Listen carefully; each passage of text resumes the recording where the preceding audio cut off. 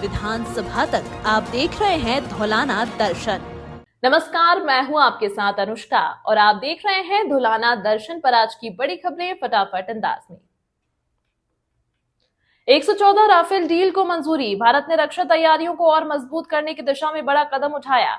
रक्षा अधिग्रहण परिषद ने फ्रांस से 114 नए राफेल फाइटर जेट खरीदने के प्रस्ताव को मंजूरी दे दी। करीब 3.25 लाख करोड़ रुपए की इस डील पर फ्रेंच राष्ट्रपति मैक्रों के भारत दौरे के दौरान मुहर लग सकती है। प्रस्ताव अब सीसीएस के पास जाएगा। डील पूरी होने पर एयरफोर्स की ताकत में बड़ा इजाफा होगा। राहुल की सदस्यता खत्म करने की मांग। बीजेपी सांसद निशिकांत दुबे ने राहुल गांधी के खिलाफ लोकसभा में नोटिस देते हुए उनकी सदस्यता खत्म करने की मांग की है। आरोप है कि राहुल देश को गुमराह कर रहे हैं। हालांकि विशेषाधिकार नोटिस लाने से बीजेपी ने फिलहाल इनकार कर दिया है। उधर किरेन रिजिजू ने स्पीकर चैम्बर में हुए हंगामे का वीडियो भी जारी किया। मामला अब संसदीय प्रक्रिया के तहत आगे बढ़ेगा। पीएम मोदी नए ऑफिस में हुए शिफ्ट। प्रधानमंत्री नरेंद्र मोदी 13 फरवरी को नए प्रधानमंत्री कार्यालय सेवा तीर्थ में शिफ्ट होंगे। इसी के साथ कर्तव्य भवन 1 और 2 का भी उद्घाटन किया जाएगा। नॉर्थ और साउथ ब्लॉक से मंत्रालयों का कामकाज अब नए कॉम्प्लेक्स में जाएगा। ब्रिटिश दौर की ऐतिहासिक इमारतों में कैबिनेट की आखिरी बैठक होगी। इसे प्रशासनिक ढांचे में बड़े बदलाव के रूप में देखा जा रहा है। वंदे मातरम पर मदनी का विरोध। वंदे मातरम के सभी 6 छंद गाने को अनिवार्य बनाने के सरकारी आदेश पर जमीयत उलेमाए हिंद ने आपत्ति जताई। मौलाना अरशद मदनी ने इसे धार्मिक स्वतंत्रता पर हमला बताया। उनका कहना है कि कुछ छंद धार्मिक मान्यताओं के खिलाफ हैं। सरकार ने राष्ट्रगीत को राष्ट्रगान के समान सम्मान देने का आदेश जारी किया। अब इस पर सियासी और सामाजिक बहस तेज हो सकती है।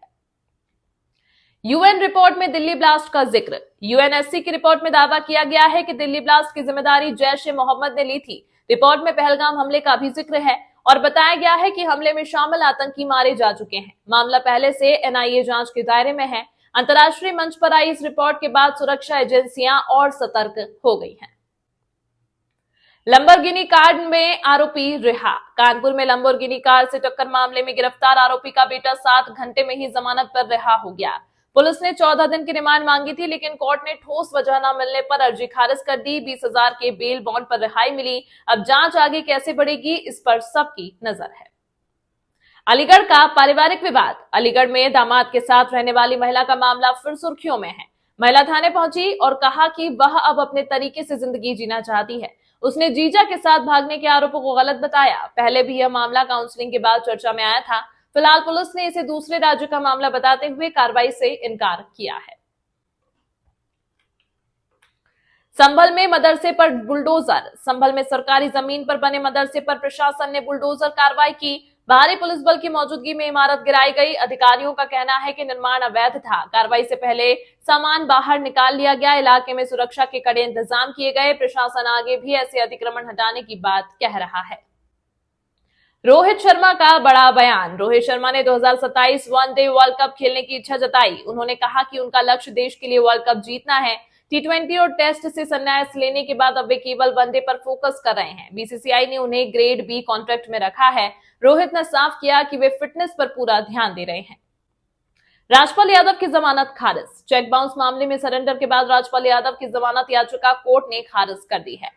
अदालत ने कहा कि उन्होंने अपने वादे पूरे नहीं किए। हालांकि एक्टर की ओर से कहा गया है कि वे बकाया रकम चुका रहे हैं और अब तक 3 करोड़ से ज्यादा लौटा चुके हैं। मामले की अगली सुनवाई सोमवार को होगी। इस अंक में फिलहाल इतना ही। इसी तरह की खबरों को देखने के लिए बने रहिए हमारे चैनल धौलाना दर्शन के साथ।